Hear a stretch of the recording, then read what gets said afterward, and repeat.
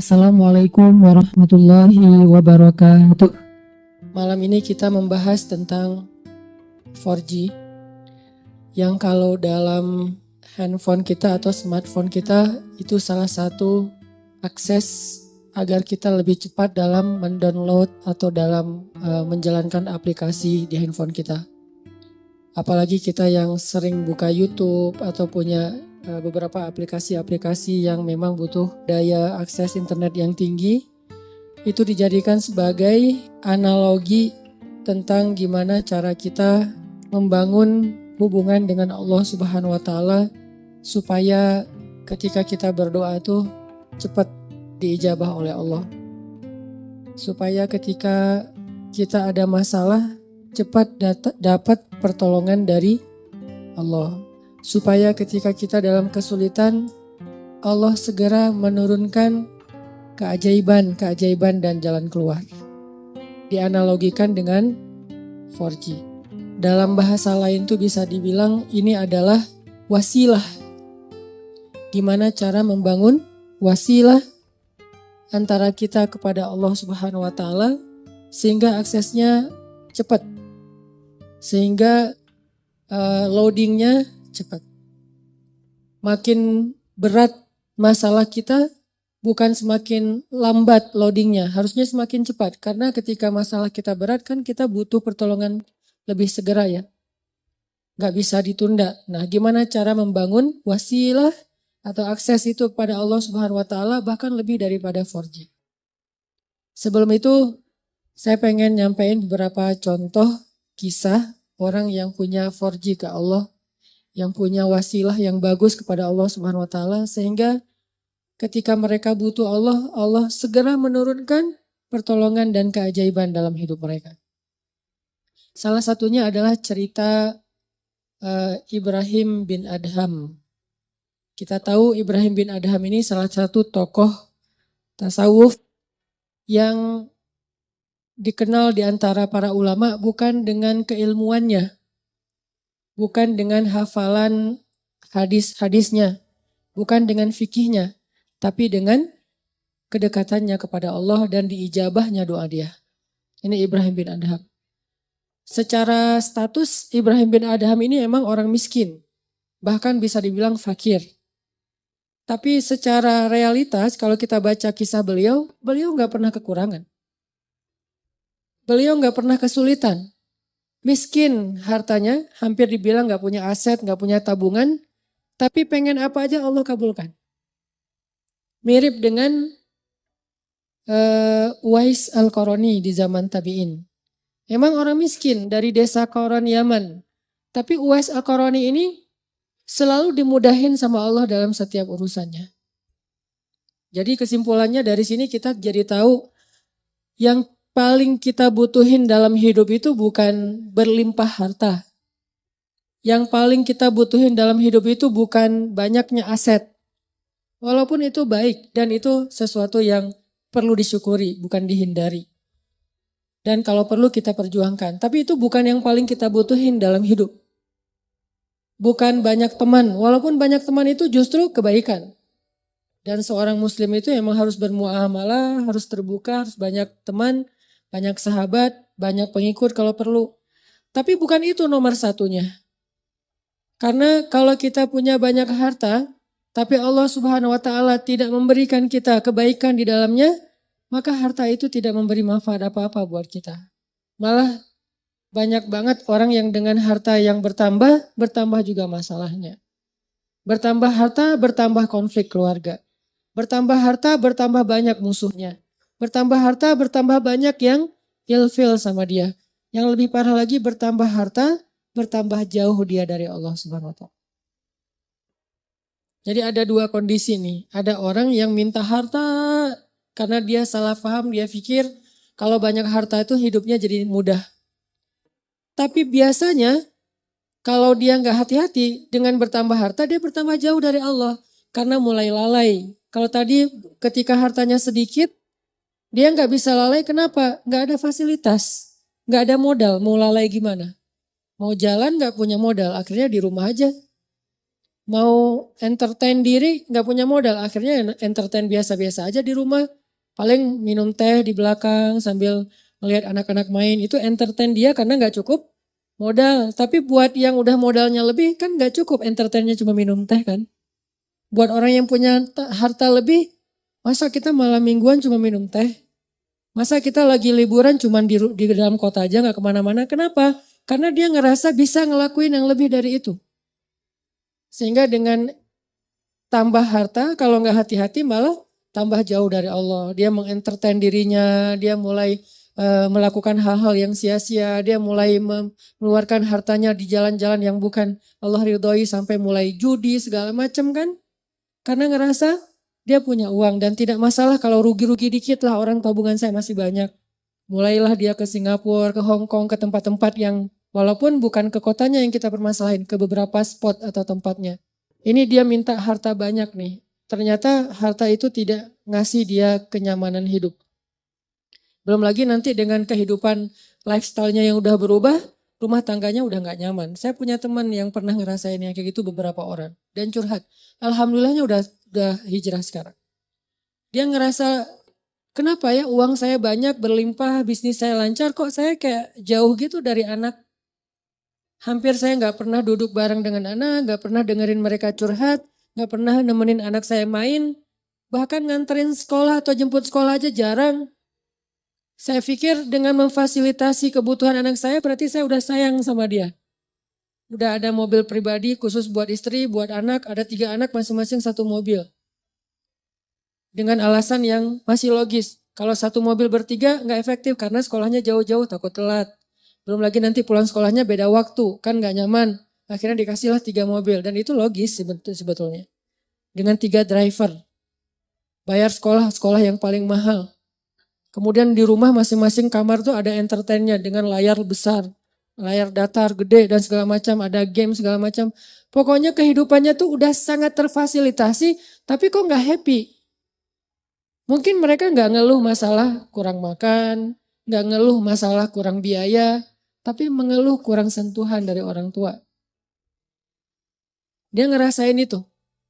Karena semakin dia sukses, jaringan dia semakin luas, terus kerjaan dia semakin banyak, deadline-nya makin banyak yang mengepres dia, bikin dia benar-benar dalam keadaan stres tinggi. Belum lagi nanti tuntutan entertainnya lebih besar karena teman-temannya berharap ke dia. Kayak misalnya kita ada duit, pasti teman kita pengen ditraktirin. Kalau kita nggak punya duit, nggak ada yang ngajak kita karena nggak bakal ditraktirin. Jadi diam aja di rumah kan ya. Kalau misalnya dianggap kita sukses, kapan nih makan-makan, kan suka gitu tuh. Kita baru dapat job nih, atau baru diterima kerja, atau baru selesai bisnis. Kapan nih makan-makan? Dan itu hal yang sangat wajar, natural terjadi. Sehingga keluar rumah pagi, pulang sore, malam harus keluar lagi buat entertain tamu segala macam. Dia punya beberapa Ferrari. Kadang-kadang balapan lagi, malam minggu balapan. Gak bahagia. Sampai akhirnya dia banting setir, dia tinggalkan semua itu. Bahkan dia suka main ke Alexis dulu tuh. Dia bilang 1 malam tuh bohong kalau orang bilang di sana biasa-biasa aja. Saya 1 malam ngabisin di situ 150 juta Ustadz. Ini kata dia ya, bukan kata saya. Dia 150 juta semalam menghabiskan di sana. Dan dia tahu beberapa orang tamu-tamunya yang dibawa ke sana tuh. Jadi wajar kalau uang ratusan juta juga gak cukup, buat entertain aja udah sekian. Belum lagi yang istrinya, yang tas Hermes-nya berapa sekali beli, sekali belanja. Belum lagi nanti biasanya kebutuhan mereka kan bertambah sesuai dengan kemampuan ya. Kayak misalnya tadinya kalau masih kemampuannya terbatas, naiknya motor bebek yang ngisi bensinnya paling Pertalite. Dan itu juga berapa sih sebulan gitu kan. Kalau udah yang cc-nya 4.000 mobil, belum lagi motornya, dari pajaknya aja udah beda. Dari servisnya aja udah beda. Pasti drivernya beda, harga driver mobil Avanza sama driver yang udah pakai mobil-mobil mewah tertentu, pasti beda harganya. Berarti bertambah kebutuhan bulanannya nih. Belum lagi mereka kalau mau tadi entertain itu udah beda seleranya. Kalau misalnya duit udah banyak, udah gak mau lagi jalan-jalannya dalam negeri dong. Minimal Singapura. Lagian kadang-kadang udah sampai ada kesan, bosan ke Singapura. Singapura bosan. Kemana tuh? Ke Jepang? Bosan. Kemana? ke Hong Kong, wah bosen juga. Jadi banyak kota, banyak negara udah bosen. Maunya entah ke kutub atau ke planet lain gitu. Saking banyaknya duit. Dan itu natural terjadi loh. Pasti kayak gitu. Gak usah jauh-jauh, kita aja kadang ngerasain walaupun bukan masalah bab luar negeri ya. Kayak misalnya tadinya jajan di warung juga udah cukup. Ketika nambah uang harus di mall.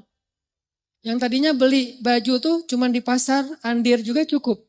Sekarang harus ke PVJ, ke TSB. Kenapa beda?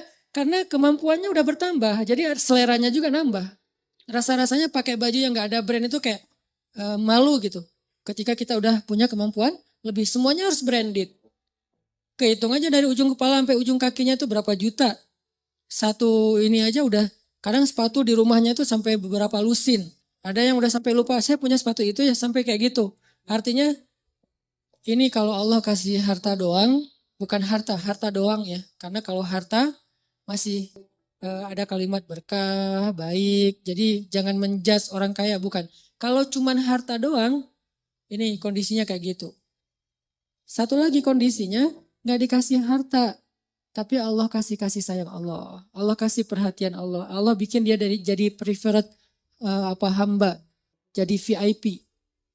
Dia mungkin gak punya harta. Tapi ketika dia butuh ada aja.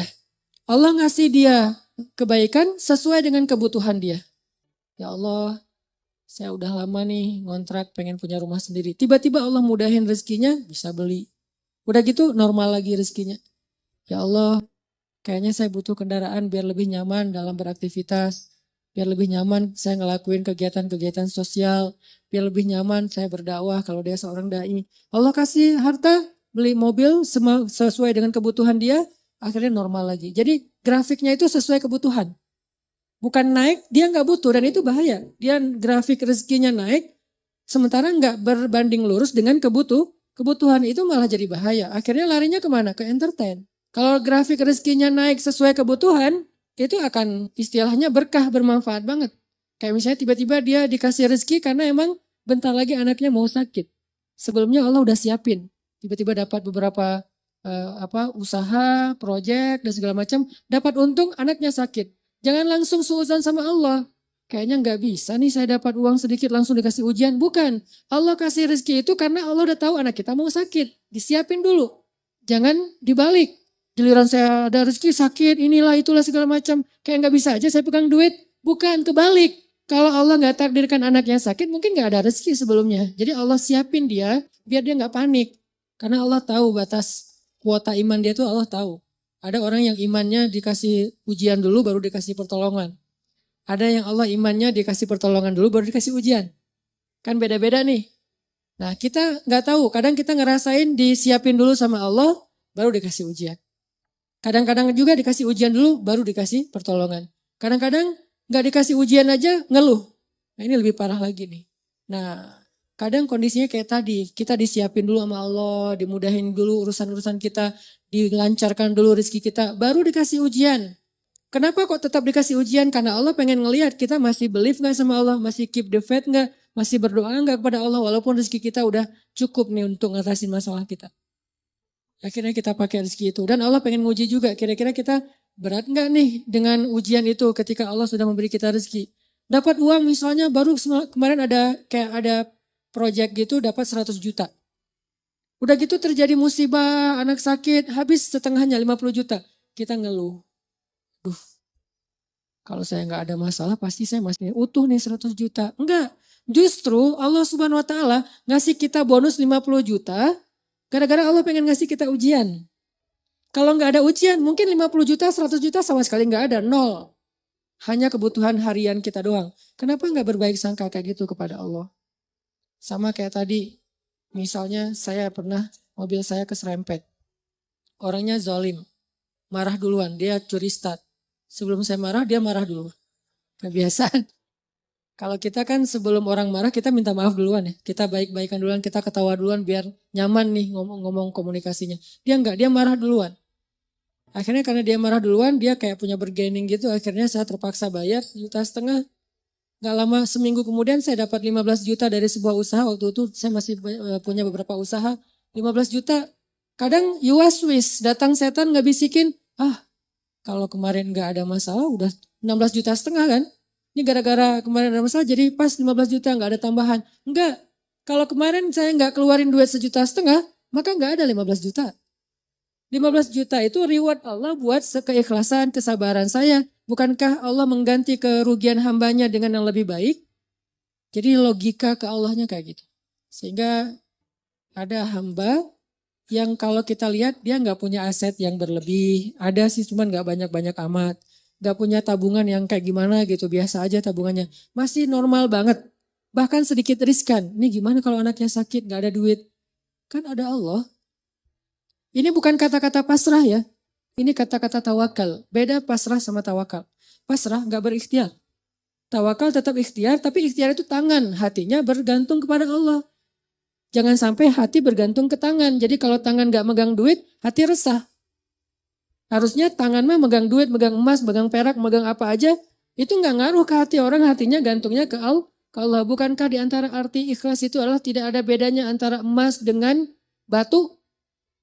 Di mata orang yang beriman, tidak ada bedanya emas dengan batu. Sama di mata dia. Gak membuat dia lebih bahagia gara-gara dia pegang emas. Gak membuat dia berkeluh kesah gara-gara dia megang batu. Biasa aja.